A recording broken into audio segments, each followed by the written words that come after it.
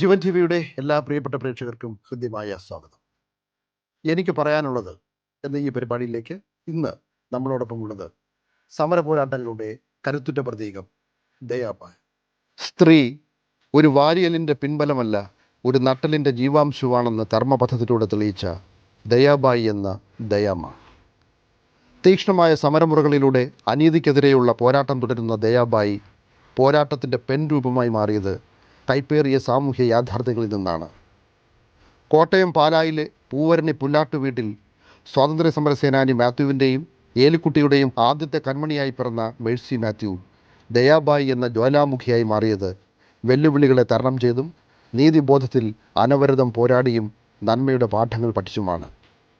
അങ്ങനെ ദുരിതബാധിതരുടെ ശബ്ദമായി, വേദനിക്കുന്നവർക്ക് തണലും തലോടലുമായി, അഗതികൾക്ക് കാവലാളായി, തളർന്നവർക്ക് വീര്യമായി, പോരാട്ടത്തിൻ്റെ പെൺകരുത്തായി മാറിയ കർമ്മയോഗി.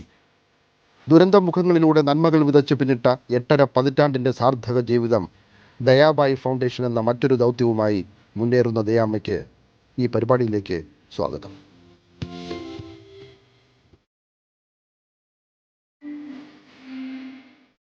നമസ്കാരം.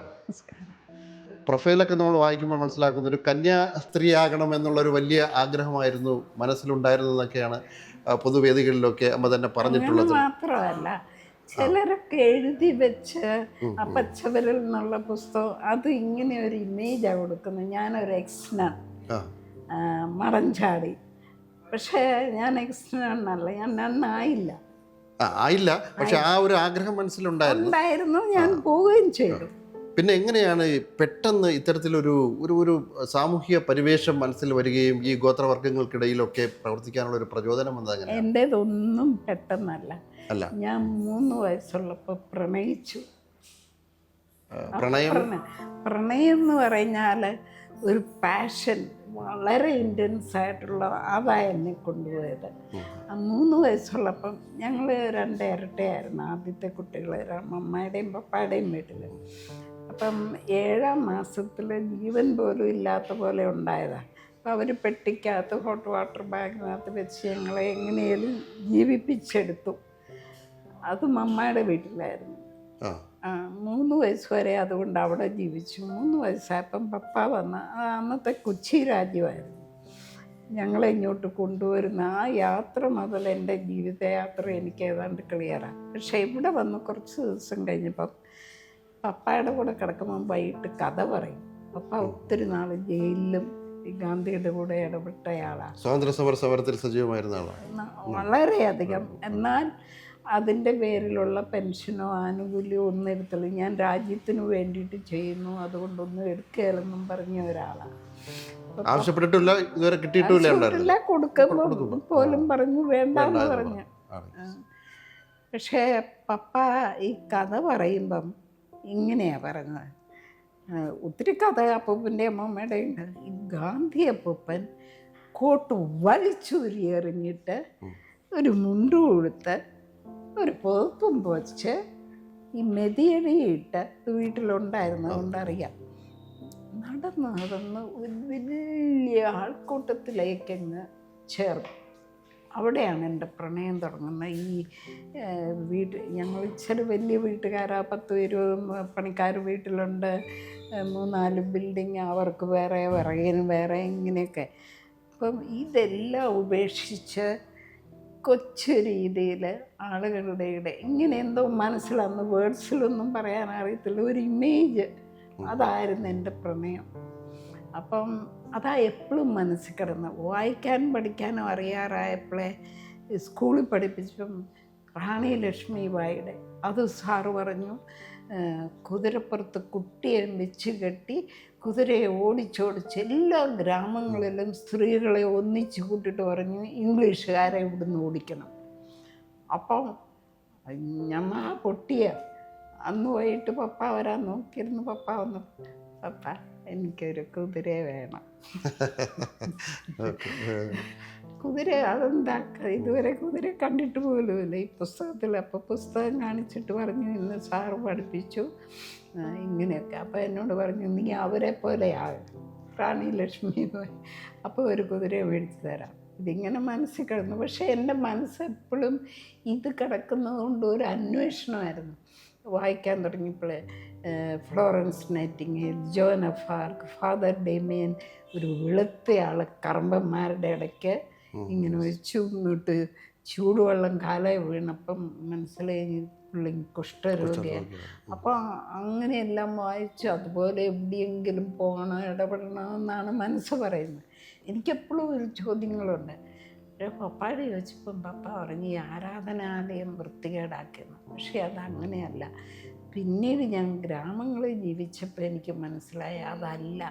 ഈ കൊച്ചു ഗ്രാമീണരെ ചൂഷണം ചെയ്യുന്ന, വ്യവസായം ചെയ്യുന്നവർ, ട്രേഡേഴ്സ്, ഈ മേടിക്കുകയും വാങ്ങിക്കുകയും ചെയ്യുന്നവർ, അത് ഈശോ അന്നേ ഫോർസൈറ്റ് ഉണ്ടായത് കൊണ്ടാണ് അന്ന് സംഭവം ഉണ്ടായെന്ന് ഇപ്പം മനസ്സിലാകുന്നു. മെഴ്സി എന്നുള്ള പേരിൽ നിന്ന് ഈ ദയാബായി എന്ന് പറയുന്നതിലേക്ക് എത്ര ദൂരം ഉണ്ടായിരുന്നു? അത് ഞാൻ ചെന്നിടത്തൊക്കെ ഈ പേര് സ്വീകരിക്കാനുള്ള ആ ഒരു കാരണം കൂടി. ഞാൻ ബംഗ്ലാദേശിലെ റെഫ്യൂജി ക്യാമ്പ്, ബംഗാളികൾ ഒരു മോഷി എന്ന് വിളിക്കും. അപ്പം അവിടെ ഞാൻ കരുണ എന്നാക്കി. മേഴ്സിയുടെ മലയാളാർത്ഥം കരുണ എന്നുള്ള. അല്ല, ബംഗാളിയിലും അവിടെ കരുണയായിരുന്നു. ഹരിയാനയിൽ ഞാൻ ജീവിച്ചപ്പം അവിടെ പേരിൻ്റെ കൂടെ ഒരു വതിയുണ്ട്. അപ്പം ദയാവതി എന്നാക്കി. ഇവിടെ ഈ ബായി നിടാന അമ്മയും മോളും ചേച്ചി അനിയത്തി ആങ്ങളെ പെങ്ങളെ എല്ലാവരും പെണ്ണുങ്ങളെ വിളിക്കുന്നത് ബായി എന്നാണ്. അത് വളരെ സ്നേഹത്തോടെയാണ്. അതേസമയം നമ്മൾ പുറത്തൊക്കെ ചെല്ലുമ്പം നിങ്ങളെ പോലെ വലിയ ബായി എന്ന് പറഞ്ഞൊരു തട്ടും കെട്ടി നമ്മളെ ഞാനിത് രണ്ടുമായി. അതുകൊണ്ട് ഇവിടെ ദയാബായി ആയി. ഞാൻ തന്നെ സ്വീകരിച്ച് പേരാണ്. സാധാരണ സ്ത്രീകൾ വളരെയധികം ശങ്കിച്ചു നിൽക്കുന്ന ഒരു മേഖലയാണ് ഇത്തരത്തിലുള്ള സാമൂഹിക ഇടപെടലിനൊക്കെ. ഈ കരുത്തൊക്കെ എവിടെ നിന്നാണ് ആർജിച്ചെടുത്തത്? കൊണ്ട് ഞാൻ പറഞ്ഞില്ലേ, അതുണ്ടായിരുന്നതുകൊണ്ട് എൻ്റെ മനസ്സെപ്പോഴും അങ്ങനെ ഒരു റാഡിക്കൽ ലൈഫില്ല. പക്ഷെ ഓരോന്നും ചിന്തിക്കുന്നതല്ല. പിന്നെ ആൻറ്റിമാരൊക്കെ കോൺവെൻറ്റിൽ പോയതാണ് അന്ന് ഒരു കന്യാസ്ത്രീയാണ്. പക്ഷെ അവിടെയൊക്കെ പോയി കാണുന്നു ഇതല്ല. അതിലൊരു അട്രാക്റ്റീവ് ഉടുപ്പ് കിട്ടു, എല്ലാവരും പോലെ പഠിപ്പിക്കുന്നു, പിന്നെ നത്തിങ്. പിന്നെ പ്രേക്ഷിത കേരളം വായിച്ചപ്പോഴാണ് ഈ പടങ്ങളൊക്കെ കാണാൻ മരത്തിൻ്റെ അടിയിൽ നിന്ന് അല്പവസ്ത്രധാരികളെ പഠിപ്പിക്കുന്നു, സൈക്കിളിൽ പോകുന്നു.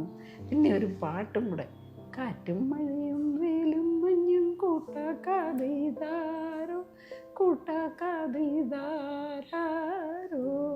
അത് കേട്ടത് കൊണ്ട് ഞാൻ സ്കൂളിൽ നിന്ന് വരുമ്പോൾ ഈ മഴയൊക്കെ നനഞ്ഞു പോയി. എല്ലാവരും പറയും നിനക്ക് മിഷനെന്ന് പറയുമ്പോഴേ പറയും നിനക്ക് ആരോഗ്യമില്ല, നീ തിരിച്ചു വരും. അപ്പം ഞാൻ ഈ കുടയ്ക്കകത്തോട്ട് പുസ്തകമൊക്കെ വെച്ചിട്ട് മഴയും നനഞ്ഞ് ഇങ്ങോട്ട് പോയി വരും. അല്ലെ ഉച്ചഭക്ഷണം വീട്ടിൽ ഒളിച്ചു വെക്കും. അങ്ങനെയൊക്കെ ഞാൻ എന്നെ തന്നെ റെഡിയാക്കി. അന്ന് 11 സ്കൂൾ കഴിയുമ്പോൾ. 11 കഴിഞ്ഞപ്പോഴും ഞാൻ ഒരശ്വമായി ഇങ്ങനെയൊക്കെ ഉണ്ടായതുകൊണ്ട്. അന്നേരം എല്ലാവരും പറഞ്ഞു നിനക്ക് ആരോഗ്യമില്ല. അപ്പം ഞാൻ ഒരു കൊല്ലം നിന്ന് പലതും പഠിച്ചു. ഒരു സെൻറ്ററിൽ പോയി ക്രാഫ്റ്റ്, ബാമ്പു ബാസ്ക്കറ്റ്, വിശറി, സോപ്പ്, മെഴുകുതിരി, ഇങ്ങനെ ഒത്തിരി കൂട്ടങ്ങൾ ഉണ്ടാക്കാൻ പഠിച്ച ആളുകളെയൊക്കെ പഠിപ്പിക്കാമല്ലോ എന്ന് വിചാരിച്ച് ആ സമയത്തൊക്കെ ഇങ്ങനെ കഴിയുന്നത് റാഡിക്കളായിട്ട് ഭക്ഷണം കൂടാതെ പോവുക, ഇതൊക്കെ ചെയ്യണം. അപ്പോൾ എനിക്ക് ഏകദേശം ബോധ്യമായി എനിക്ക് പോവാം, ചുറ്റും പിടിച്ചു നിൽക്കും. അപ്പം ഈ പ്രേക്ഷിത കേരളത്തിൽ കണ്ട 3 സ്ഥലത്തേക്ക് എഴുതി. എന്നിട്ട് പ്രാർത്ഥിച്ചു. എനിക്ക് ആദ്യം മറുപടി കിട്ടുന്നിടത്തോട്ട് പോകും. അങ്ങനെയാണ് ഞാൻ ഹസാരിബാഗ് ഹോളി ക്രോസിലേക്ക് പോയത്. സാമൂഹ്യ സേവനത്തിന് ഒരുപാട് മാർഗങ്ങളുണ്ട്. അത് സ്ത്രീകളായാലും പുരുഷന്മാരായാലും ഉണ്ട്. എന്തുകൊണ്ടാണ് ഈ ഒരു ട്രൈബൽ മേഖലയിൽ സാന്നിധ്യം ഉറപ്പിക്കാനുള്ള കാരണം? ഇടത്തൂടെ കറങ്ങിയിട്ടാണ് ഞാൻ അവിടെ വരുന്നത്. ഇവിടെ പഠിപ്പിച്ചുകൊണ്ട് എന്നിട്ട് അവരെന്നെ, ഞാൻ പറഞ്ഞു എന്നെ എന്നിട്ട് മാത്രം ഞാനിങ്ങനെ കരയുന്നുണ്ട്. Go home, you will get a nervous break. ഞാൻ പറഞ്ഞു I don't want to go home. അപ്പോൾ എന്നോട് ഞാൻ പറഞ്ഞു നിങ്ങളുടെ ഒരു ആദിവാസി മേഖലയിൽ എന്നെ മാലിയായിട്ട് ഈ തോട്ടപ്പണിക്കാരിയായിട്ട് വിട്ടാരെ, I will find my vocation. No you can't, ദൈവത്തിൻ്റെ കഴിവുണ്ട്, you go and become a doctor, serve the people. No. എന്നിട്ട് മിസ്ട്രസ്സുമായിട്ട് ആലോചിച്ചു വേറൊരു ആദിവാസി മേഖലയിൽ ഹൈസ്കൂളിൽ സയൻസ് പഠിപ്പിക്കാൻ എന്നെ വിട്ടു. അധ്യാപികയായിട്ട് കുറച്ചു കാലം ഉണ്ടായിരുന്നു. ശമ്പളത്തിനൊന്നുമല്ല. അപ്പോൾ അവിടെ ഞാൻ നന്നായിട്ട് ഒരു നല്ല ലബോറട്ടറി ഉണ്ടാക്കി. ഈ ട്രൈബൽസ് എല്ലാം എപ്പോഴും തോക്കുന്ന വിഷയമാണ് സയൻസും മാത്സും. അവരെ പുറത്തൊക്കെ കൊണ്ട് എല്ലാം കാണിച്ചൊക്കെ ഒരുപാട് സ്പെസിമെൻസൊക്കെ ഉണ്ടാക്കി നല്ല ലബോറട്ടറി, നല്ല റിസൾട്ട് ഉണ്ടായി. അതിൻ്റെ ഇടയ്ക്ക് ഞാൻ ബൈബിളിൽ കൂടെ ഒരു യാത്ര നടത്തി ആദ്യം മുതൽ. അപ്പം മനസ്സിലായത് മനുഷ്യരും എന്നും മത്സരബുദ്ധി, ജലസി, ഇങ്ങനെ ഒരിക്കലും ഒരു സ്നേഹത്തോടെ അല്പം ദൈവം പ്രവാചകന്മാരെ ഓരോരുത്തരെ ആയിട്ട് വിട്ടിട്ടും ഈ ലോകം നന്നാകുന്നില്ല. പിന്നെ ഈ ദൈവം തന്നെ നമ്മളിൽ ഒരാൾ പോകണം. ഇത് കണ്ടില്ല, ഇത്രയും പോയിട്ടും ഇല്ല. അപ്പം sunset Baba I will go. നീ വലിയ ദൈവമായിട്ട് അങ്ങോട്ട് ചെന്നിട്ട് കാര്യമൊന്നുമില്ല. You have to become like one of them. അപ്പം spirit says Baba I will go with. ഞാൻ അങ്ങനെയാണ് കാണുന്നത് ഫസ്റ്റ് ക്രിസ്മസ്. അല്ല, ഞാൻ എപ്പോഴും ചൊല്ലും, why did you choose this way? ദൈവത്തിന് എന്തെല്ലാം കഴിവുണ്ട്, ഏതെല്ലാം രീതി എടുക്കാമായിരുന്നു. ഇങ്ങനെ പിറക്കാനൊരിടം പോലും ഇല്ലാതെ ഈ കന്നുകാലികളുടെ ഇടയ്ക്ക് ഈ പുൽത്തൊട്ടിയിൽ അവിടെ ജനിച്ച് ഇൻസെക്യൂറായിട്ട് അങ്ങനെ വേണമായിരുന്നു. അതുകൊണ്ട് അന്ന് മുതൽ ഞാൻ ഇന്ന് വരെ ക്രിസ്മസ് മെറ്റീരിയലി ആഘോഷിച്ചിട്ടില്ല. ക്രിസ്മസ് എന്ന് പറയുന്നത് ശൂന്യമാകുക എന്നാണ് ഞാൻ മനസ്സിലാക്കുന്നത്. വലിയൊരു അറിവാണ്, അല്ലെങ്കിൽ വലിയൊരു ഇൻഫർമേഷനാണ് അമ്മ നമ്മളോടൊപ്പം പറയുന്നത് തന്നെ. ഒരു വലിയൊരു വിശ്വാസിയാണ് എങ്കിൽ പോലും അത്തരത്തിലൊരു ശക്തമായ നിലപാടെടുക്കാൻ കഴിഞ്ഞു എന്നുള്ളത് ചിലർക്ക് മാത്രം കഴിയുന്നൊരു കാര്യം കൂടിയാണ്. ക്രിസ്മസ് ദിവസം എവിടെയെങ്കിലും പോകും, ആർക്കും ആരെയും പേടിക്കാതെ ഒരുമയോടെ ജീവിക്കുന്ന ഒരു സമയം. ഇത് തന്നെ വേറെ എവിടെയെങ്കിലും ഉണ്ടോ? നമ്മുടെ കോൺസ്റ്റിറ്റ്യൂഷൻ്റെ first word preamble, we the people of India having solemnly resolved to constitute India into a sovereign, socialist, secular democracy. Ambedkar ഇത് കട്ടെടുത്താണെന്ന് പോലും എനിക്ക് തോന്നിയിട്ടുണ്ട്. It may be. അപ്പം ഇറ്റ് ഈസ് ദ സെയിം. ക്രിസ്ത്യനും ഇന്ത്യൻ സിറ്റിസനും ഒരേ ഡ്യൂട്ടി. അന്ന് മുതൽ എനിക്ക് ക്ലിയർ അല്ലായിരുന്നു എന്താ ചെയ്യേണ്ടത്. ഇവിടെ എനിക്ക് ക്ലിയറായി. ഇത് കഴിഞ്ഞ് പിന്നെ കുറച്ചാൾ പഠിപ്പിച്ച് പിന്നെ ഞാൻ അധികവും ഇടപെട്ടത് ദുരന്തങ്ങളിലാണ്. അവിടെ തന്നെ മഴയില്ലാതെ കംപ്ലീറ്റ് ഡ്രൗട്ട്, കന്നുകാലികൾ മരിക്കുന്നു, ആളുകൾ അസുഖം, ക്യാമ്പുകൾ. അപ്പോൾ അവിടെ ഈ ഡ്രൗട്ട് റിലീഫിൻ്റെ ക്യാമ്പുകളിൽ പോയി തുടങ്ങി. ഇത് കഴിഞ്ഞിച്ച് പിന്നെ ഞാനൊന്ന് വീണു. എന്നെ ഒരച്ഛൻ കൊണ്ട് ഈ നടുവൊക്കെ ഇതായിരുന്നു. എങ്ങനെയല്ലോ അത് കഴിഞ്ഞിച്ച് പിന്നെ ഫ്ലഡ് റിലീഫിൽ ഇടപെട്ടു. ഇങ്ങനെ ആയിക്കഴിഞ്ഞപ്പോൾ എനിക്ക് തോന്നി ഇവിടെയൊക്കെ ഇടപെടുമ്പം അങ്ങനെ ഞാൻ നേഴ്സിംഗ് പഠിച്ചു. നേഴ്സിംഗ് പഠിച്ചപ്പോഴും എനിക്കൊരു ജോലിക്കല്ല, എൻ്റെ പണിയിലൊരു ഹെൽപ്പാണ്. ഇതും കഴിഞ്ഞ് സർവീസിൻ്റെ ഭാഗമായി ഇത് കഴിഞ്ഞ് ഞാൻ ഇന്ത്യയിൽ എനിക്കറിയാവുന്ന എല്ലാ ദുരന്തങ്ങളിലും സൈക്ലോൺ, ഫ്ലഡ് ഇങ്ങനെയുള്ളിടത്തെല്ലാം പോയി അങ്ങ് വർക്ക് ചെയ്തു വോളണ്ടിയറായിട്ട്. അപ്പം വീട്ടിൽ വന്ന അച്ഛന്മാരും വലിയ ആളുകളും എല്ലാം പപ്പാടുവാൻ മത്സ്യപ്പെടേണ്ട, അവിടെ യുദ്ധമാണ്. പക്ഷേ എൻ്റെ ഫാദറും മദറും പറഞ്ഞ് മരണത്തെ തടയാൻ നമുക്ക് പറ്റിയാൽ പോകണ്ടെന്നും പറഞ്ഞ് നിർത്തി. ഇവിടെ മരണം വന്നാൽ ഞങ്ങൾ ഒരിക്കലും സഹിക്കുകയില്ല. അതേസമയം പോയിട്ട് അവിടെ മരിച്ചാൽ കരയും, പക്ഷേ ഞങ്ങൾക്ക് അഭിമാനമുള്ളൂ. വീരമൃത്യോ? ഞാനങ്ങ് പോയി. എന്നെ ആരും തടഞ്ഞിട്ടുമില്ല, നിർബന്ധിച്ചിട്ടുമില്ല. ഞാൻ പോയി നേരെ റെഫ്യൂജി ക്യാമ്പിൽ ജോലി ചെയ്തു. ഏറ്റവും വലിയ ക്യാമ്പിലാണ് ഞാൻ ജോലി ചെയ്തത്. എല്ലാ തരത്തിലുള്ള ജോലി. പിന്നെ TB, കോളറ, സ്മോൾ പോക്സ് ഒക്കെ വന്ന് കണ്ണൊക്കെ ഇങ്ങനെ അടഞ്ഞ പോലെ ആയിരിക്കുന്നു. അങ്ങനെയുള്ളിടത്തൊക്കെ ചെയ്യാൻ ആരുമില്ലായിരുന്നു. 1-2 ഫോറിൻ സിസ്റ്റേഴ്സ്. അപ്പോൾ അവിടെ ഞാൻ ജോലി ചെയ്തു. പിന്നെ ഈ ഐറിഷ് ഗ്രീൻ പീസ് എന്നും പറഞ്ഞൊരു ഓർഗനൈസേഷൻ വന്ന് അവരെല്ലായിടത്തും ഇടപെടുന്നുണ്ടായിരുന്നു. അങ്ങനെ ഇടപെട്ട് യുദ്ധം തീർന്നു. അവർ വോളണ്ടിയേഴ്സൊക്കെ പോയി ഇവരെ കൊണ്ടുപോയി ബോർഡറിൽ കൊണ്ടുപോയി ഈ ഡോക്യുമെൻറ്റ്സൊക്കെ കൊടുത്ത് സെക്യൂരിറ്റി പോലീസിൻ്റെ അടുത്തെല്ലാം ബോധിപ്പിച്ച് ട്രക്ക് ലോഡ്സ് പീപ്പിൾ അപ്പുറത്ത് കടത്തി വിടും. ക്യാമ്പ് ഏകദേശം ക്ലോസ് ചെയ്യാറായപ്പോഴാണ് ഒരു ദിവസം അങ്ങനെ അവിടെ രാവിലെ ഞാൻ എപ്പോഴും പുറത്തൂടെ ഇങ്ങനെ കറങ്ങും. ചിലപ്പം കുട്ടികളെ പ്രസവിച്ച് ഉപേക്ഷിച്ചിട്ട് പോകുന്ന കിട്ടും, വൂണ്ടഡായിട്ടുള്ള പാപ്പന്മാരെ കിട്ടും. അപ്പം അങ്ങനെ നടന്നേച്ച് വരുമ്പോൾ ഹാപ്പി ബർത്ത്ഡേ പാടും. എൻ്റെ ബർത്ത്ഡേ ആയിരുന്നു. ഇവരെങ്ങനെ അറിഞ്ഞെന്നൊക്കെ ഓർത്ത് അങ്ങനെ പാടിക്കൊണ്ടിരിക്കുമ്പം 3 അമേരിക്കൻസ് ഇങ്ങോട്ട് കയറി വരും. അന്നേരം അവരും പാട്ടിക്കൂടി വിഷ് ചെയ്തു. എന്നിട്ട് ആരുടെ ബർത്ത്ഡേ, അവർ ബെസ്റ്റ് വോളണ്ടിയർ എന്ന് പറഞ്ഞ് എന്നെ ഇൻട്രൊഡ്യൂസ് ചെയ്തു. കുറേ സെമിനാരിയൻസും മദർ ട്രീസ സിസ്റ്റേഴ്സും ഉള്ളു. അത് കഴിഞ്ഞ് അയാൾ എൻ്റെ ചെവി ചോദിച്ചു, what do you plan to do? ഞാൻ പറഞ്ഞു, I will work in a war torn country and then I want to come back and do MSW because I don't have professional degree in social work. MSW ഇല്ല അന്നില്ല. എന്നിട്ട് അന്നിതേ പറ്റിയൊക്കെ അറിഞ്ഞിട്ടേ ഉള്ളൂ. MSW അത്രയും common ആയിട്ടില്ല. എന്നിട്ട് അയാളെൻ്റെ ചെവിയിൽ എങ്ങനെ പറഞ്ഞു, എൻ്റെ അഡ്രസ്സ് മേടിച്ചു. ബംഗ്ലാദേശിലെ ഒരു രൂപതയ്ക്ക് വേണ്ടിയിട്ടാണ് ഞാൻ പോകുന്നത്. അപ്പം അവിടുത്തെ അഡ്രസ്സ് കൊടുത്തു. അത് കഴിഞ്ഞ് അയാൾ വലിയൊരു ഫോട്ടോ, ഇതാ ഞാൻ എഴുതിയിരിക്കുന്ന ബർത്ത്ഡേ പറ്റി എൻ്റെ ഓട്ടോബയോഗ്രഫി ഒരു ചാപ്റ്റർ ഞാൻ പുറത്താക്കാൻ വേഗം എഴുതിയിട്ടുണ്ട്. അമ്മ, ഇതിനിടയ്ക്കൊരു സംശയം വരുന്നത്, ഇപ്പോൾ നമുക്കിപ്പോൾ സർവീസ് ഏത് മേഖലയിലും എവിടെയും ചെയ്യാം. ഇപ്പം ഇവിടെ തന്നെ നമുക്കിപ്പോൾ അട്ടപ്പാടിയുണ്ട്, ഇടമലക്കുടിയുണ്ട്, ചെങ്ങര, അതൊക്കെ ആദിവാസി മേഖലകളൊക്കെയാണ്. പക്ഷേ അവിടെ സജീവമാകാതെ, അല്ലെങ്കിൽ നമ്മുടെ ഒരു മാതൃദേശത്ത് സജീവമാകാതെ ഈ പുറത്തേക്ക് പോയി ഇത്തരത്തിലൊരു സർവീസ് നടത്താനുള്ള ഒരു പ്രേരണ എവിടെ നിന്നാണ് കിട്ടിയത്? അതൊന്നും അറിയത്തില്ല. ഞാൻ ആ സമയത്ത് എനിക്ക് ഏറ്റവും ആവശ്യമെന്ന് തോന്നുന്നു അതിലേക്ക് അങ്ങ് ചാടുക എന്ന്. അതായിരുന്നു. അതുകൊണ്ടാണ് ഈ ദുരന്തങ്ങളൊക്കെ വന്നപ്പോൾ ഞാൻ അവിടെയോട്ടാണ് പോയത്. അവിടെ ഇമ്മീഡിയറ്റ് നീഡ് ഈസ് ദയർ. ഇപ്പം ഞാൻ need of the time is the will of God.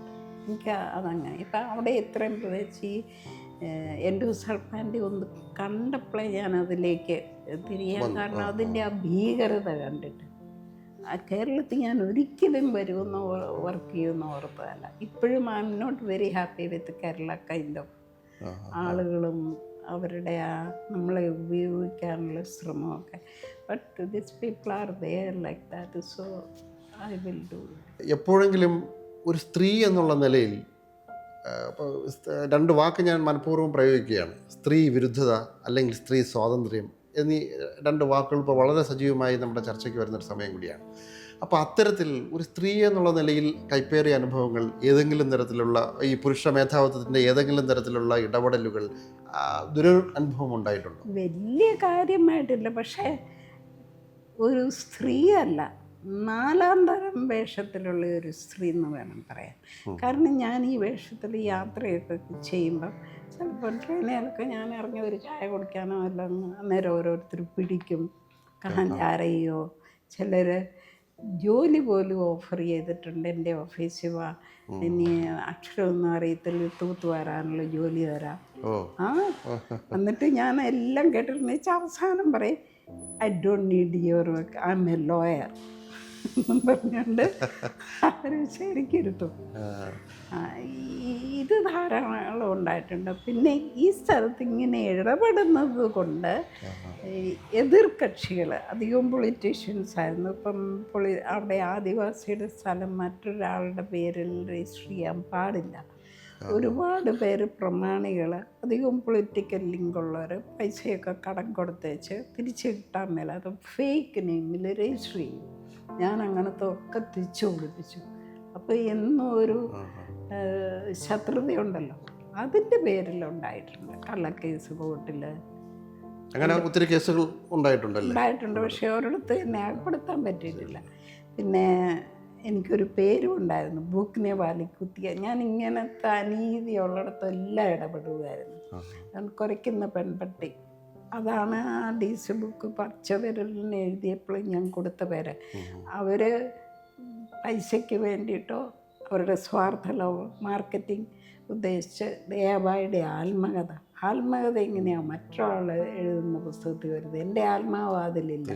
അയാൾ കുറച്ച് കഥകൾ എഴുതിയെന്നല്ലാതെ അതൊക്കെ അതുകൊണ്ടും കൂടെ ഞാനിപ്പോൾ ആത്മകഥ എഴുതാൻ തുടങ്ങി. എത്ര പുസ്തകങ്ങൾ ഇപ്പോൾ പബ്ലിഷ് ചെയ്തിട്ടുണ്ട്? ഞാനൊന്നും പബ്ലിഷ് ചെയ്തിട്ടില്ല. പിന്നെ ഒന്ന് ഞാൻ എഴുത്ത് മാസികയൊക്കെ ആയിട്ട് കുറച്ചൊക്കെ ആത്മകഥ പോലെ കുറേ. ആത്മകഥയുടെ ഒരു പണിപ്പുരയിലാണോ? അതെ, അതിലൊരു ചാപ്റ്റർ ഉണ്ട് ഇവിടെ.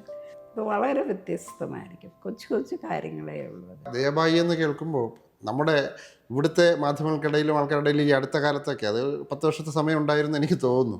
ഒരു ബസ്സിലെ ഒരു സംഭവം ഓർത്തെടുക്കുന്നു. അവിടെ ആളറിയാതെ പിന്നെ ബസ് ജീവനക്കാരെ ഇറക്കി വിട്ടതും ഓടി മൂദേവി എന്നും പറഞ്ഞാ ഇറക്കി വിട്ട്. ഈ മൂദേവി എന്നാന്ന് എനിക്കിന്നും അറിയില്ല.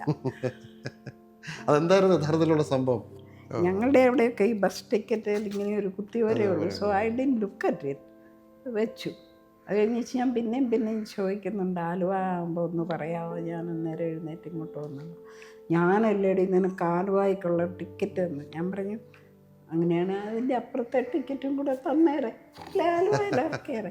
അന്നത് വലിയ പത്രങ്ങളിലൊക്കെ വലിയ വാർത്തയായി, ഒക്കെ വലിയ പ്രശ്നങ്ങളായി. മമ്മൂട്ടി ആദ്യം എന്നെ വിളിച്ചത്. അതെ അതെ, മമ്മൂട്ടി വിളിച്ചിരുന്നു, അത് ഓർമ്മയുണ്ട്. കാരണം അത് എന്നിട്ട് ഇത് കഴിഞ്ഞിട്ട് ഞാൻ ആ അച്ഛന്മാരോട് വിളിച്ച് ചോദിച്ചു ആരായിരുന്നു ആ പോലീസുകാരെന്നെ കൊണ്ട് അവരുടെ നമ്പറൊന്നും എന്താ. അപ്പം ഞാനിത് പറഞ്ഞു. പക്ഷേ അവർ പോലീസുകാർക്ക് കൊടുക്കുന്നതിന് വേറെ മാധ്യമത്തിലെ ഒരു റിപ്പോർട്ടർ ആ പള്ളിയിലുണ്ടായിരുന്നു, ആൾക്ക് അവിടുത്തെ. അങ്ങനെ മാധ്യമം പത്രത്തിൽ ആ ന്യൂസ് രാവിലെ വന്നു. ഒരുപാട് ത്യാഗങ്ങളും ഒക്കെ സഹിച്ചാണ് നമ്മുടെ ഒരു സാമൂഹ്യ സേവനവുമായി മുന്നോട്ട് പോകുന്നത് തന്നെ. ഇനി അവശേഷിക്കുന്ന ഒരു വിഷനുണ്ടാവും, ഇനിയും ഒരു മിഷൻ്റെ സാഹചര്യങ്ങളും അവസരങ്ങളും ഉണ്ടാവും. അങ്ങനെയാണെന്നുണ്ടെങ്കിൽ ഇനി എങ്ങനെ പ്രവർത്തിക്കാനാണ്, എങ്ങനെ ജീവിക്കാനാണ് ഇഷ്ടം? ഞാനെന്നും ഇങ്ങനെ ആളുകളോട് കൂടി അവരെല്ലാം ഒന്നായിട്ട് പിന്നെ നീഡ് ഓഫ് ദ ടൈം, ഓരോ സമയത്ത് ഓരോ പ്രത്യേക ആവശ്യം തോന്നിയാൽ എമർജൻസി അതിലിടപെടും, അത്രേ ഉള്ളൂ.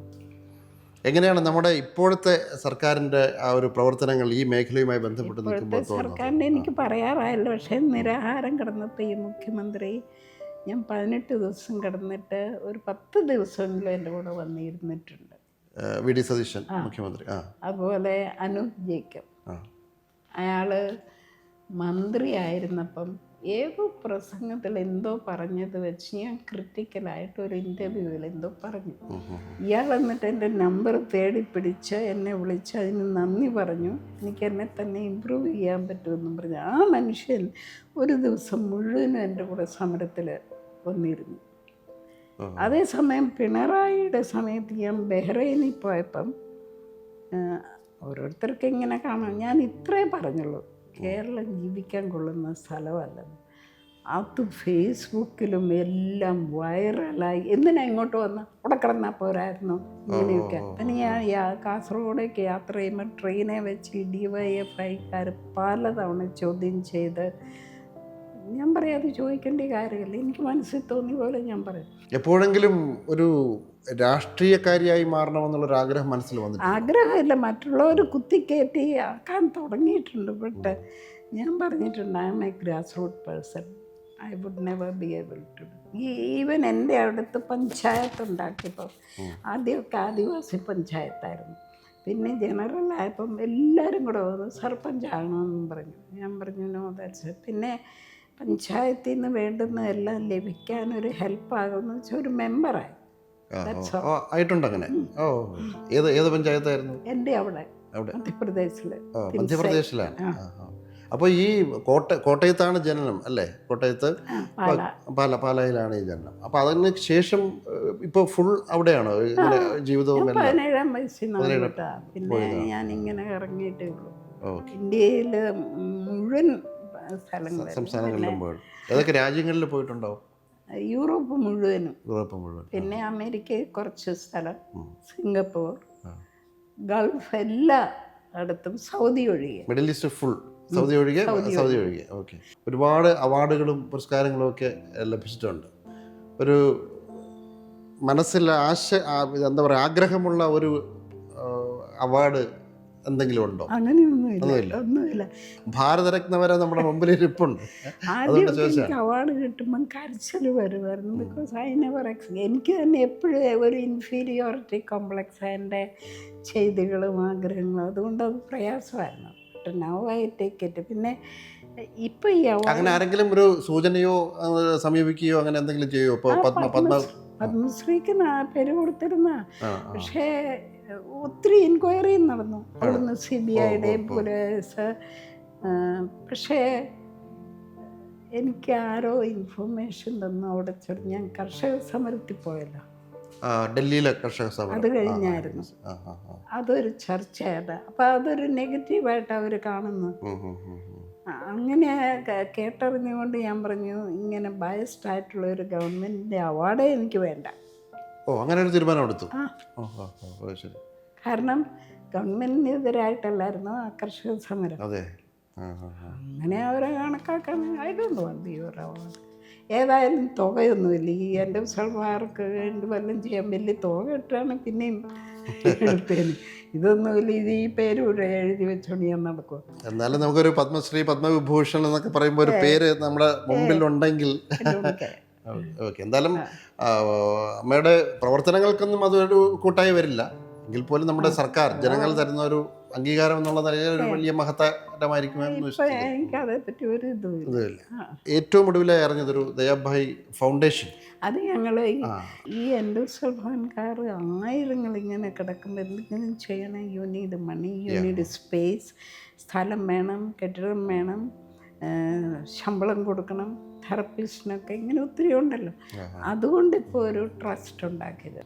ഇതിന്റെ ഒരു ആസ്ഥാനം വരണമെങ്കിൽ എവിടെ ആയിരിക്കും ഇതിന്റെ രജിസ്ട്രേഷൻ? കാസർഗോഡ്. കാസർഗോഡ് അല്ല, തൽക്കാലം തിരുവനന്തപുരം ആയിരിക്കും. But it will be Kasaragod. കാസർഗോഡായിരിക്കും. അപ്പോൾ ഒരു ഐതിഹാസിക ജീവിതമാണ് അമ്മ ദയാഭായിയുടേത്. ദയാഭായ് ഫൗണ്ടേഷൻ എന്നുള്ള ഒരു വലിയ മഹത്തരമായ ഒരു കർമ്മത്തിന് കൂടി നാന്ദി കുറിച്ചിരിക്കുകയാണ്. ഇതിന് നമ്മുടെ സമൂഹത്തിൻ്റെ, നമ്മുടെ നല്ലവരായിട്ടുള്ള നല്ല മനസ്സുള്ള ആൾക്കാരുടെയൊക്കെ നിസ്സീമമായ സഹകരണവും സ്നേഹവും സാന്ത്വനവും ഒക്കെ ആവശ്യമുള്ളൊരു സമയം കൂടിയാണ്. അത്തരത്തിലുള്ളൊരു സഹായം പ്രേക്ഷകരുടെ ഭാഗത്തു നിന്നും ഉണ്ടാകും എന്ന പ്രതീക്ഷയോടുകൂടി തന്നെ എല്ലാവിധ ആശംസകളും നൽകുകയാണ്. അമ്മ, നമസ്കാരം.